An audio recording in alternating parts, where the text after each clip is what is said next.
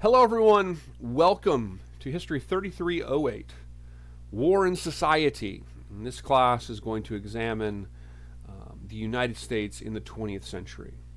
My name is Dr. Philip Travis. I will be your professor for this class.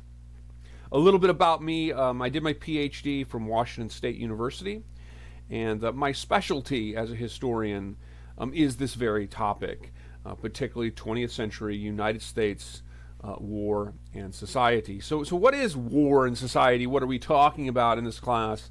You're really thinking about in this class how the United States became involved in certain conflicts and how the United States' involvement in those conflicts has shaped American society. The areas associated with this could relate to media coverage of events, American interpretations or constructs of race and gender in society. It can be shaped by economics. America's involvement in conflicts shapes American civil liberties. It shapes things like interpretations of free speech, interpretations of other constitutional powers, like what branch of the government should have the greater power when it comes to U.S. involvements in wars. These are just a few examples. International law, human rights, a myriad of things, the right to protest in society, your right to be free from imprisonment without criminal charge, just a few examples of the relationship between society and war. In this class, we're going to look at a number of major conflicts that are associated with the United States emerging as a world power. We're going to start talking a little bit about core ideas in the United States. What are the core values of the United States? What does the United States represent? And we'll start out with that. What does the United States represent as a country? What is the United States supposed to stand for? And these are certainly up for interpretation and discussion. But what are the core values, the core ideas behind the United States? And in what ways does war potentially challenge some of those ideas? So we're going to start off with that.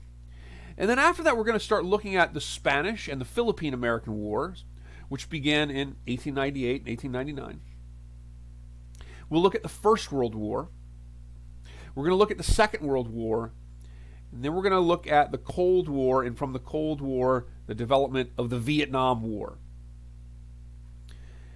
In the class, the two sort of biggest focuses of this class, and we'll also talk a little bit at the end of the class about the modern war on terrorism, which is something that I've written my own research and work. I published a book a few years ago called Reagan's War on Terrorism, Nicaragua, that talks about or discusses the Cold War roots of the modern war on terrorism. So we'll get into the modern war on terrorism in the 21st century a little bit. We're going to talk about a little local history at the end of class as well.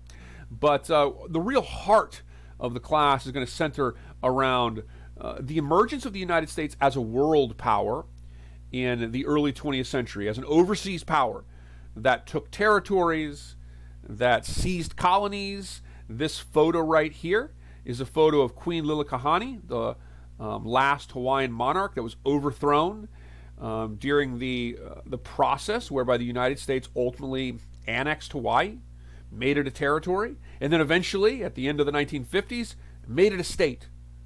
The United States took colonies like the colony in the Philippines. It took other territories like Puerto Rico and other areas that remain territories of the United States to this day. And so we're going to look at the United States' emergence as a world power and how its emergence as a world power sort of changed the role of the United States in the world. It changed American politics. It shaped American elections. It shaped ideas surrounding core constitutional freedoms and values in the United States. The other big chunk we're really going to be getting a really close look at is the Cold War, and from the Cold War, the development of the Vietnam War.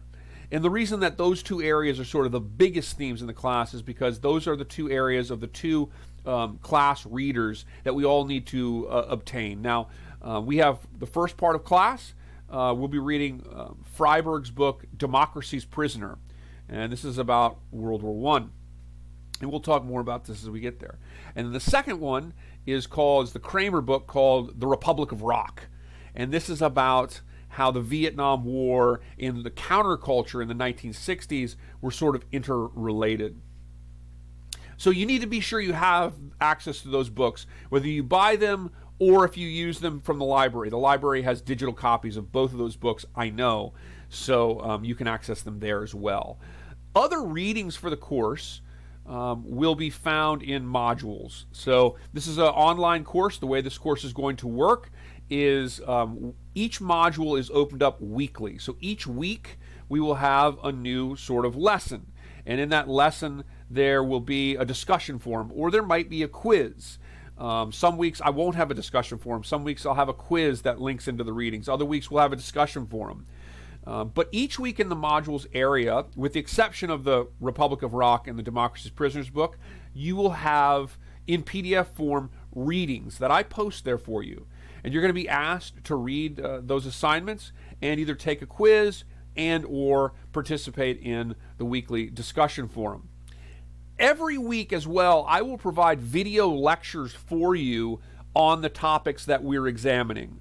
So as we get into the Spanish and Philippine-American War, there will be video lectures on the Spanish and Philippine-American War, and on and on and on. So each week you'll have video lectures, and in those lectures I will talk about some of the main themes, at least, that we're getting into in the readings, and it will help you learn the subject. It will help you gain an understanding for this, and as a result, succeed in the class. Every week as well, there are video announcements like this, and I provide extra credit for watching these video announcements. I'm gonna explain that a little bit more because I don't want to make this too long, but I'll explain that a little bit more next week. But next week, the extra credit with the video announcements will start, and I think you'll find it pretty fun and interesting. I think you'll not only enjoy the extra credit, but I think you'll enjoy what you learn from that extra credit as well. It's really easy. You just have to watch these announcements before Wednesday each week.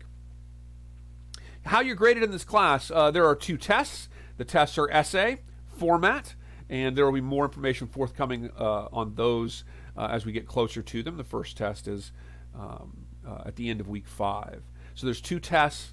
There is 1 research paper, 5 to 6 pages long. That's your Global Citizens paper. There'll be more information forthcoming on that as well. We have a participation grade that's worth 10% of your grade, and this is discussion forums and quizzes. And then we have a reflection paper worth 5% at the end of the term. There's also a project topic submission that's worth 5%, and that's for the research paper that we do at the end of the class. The class, basically what you want, now take a look at the syllabus obviously, but effectively what you really want to follow in this class is modules.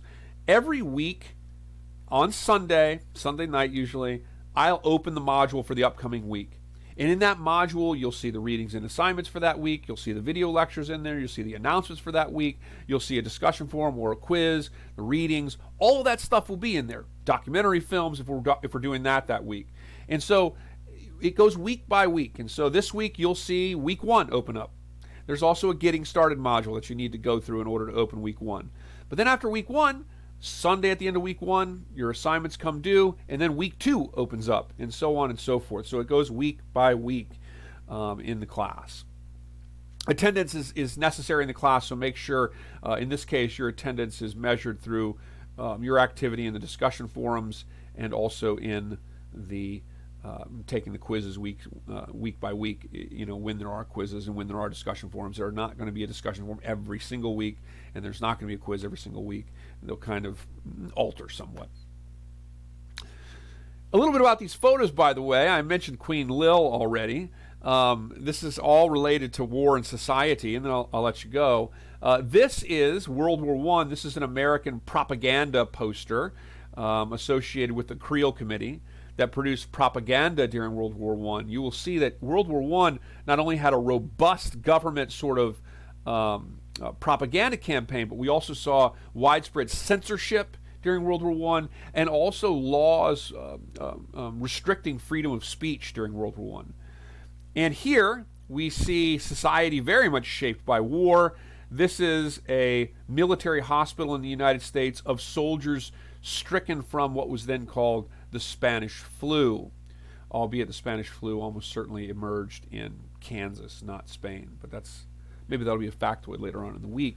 But World War I brought all these countries of the world together in Europe, and it helped to facilitate a global pandemic that caused, in the United States, more people died from the Spanish flu than had died in all wars that the United States had fought in up to that point combined. So the war very much shaped society in that way as well. Okay, I'm going to cut this off now. Again, my name is Professor Philip Travis, Dr. Philip Travis. I'll be your professor for this class. I look forward to this semester. I think you're going to really enjoy this class. Let me know if you have any questions. And I'll see everyone in the discussion forum this week. Go into the discussion forum early and introduce yourselves, and let's have a great week.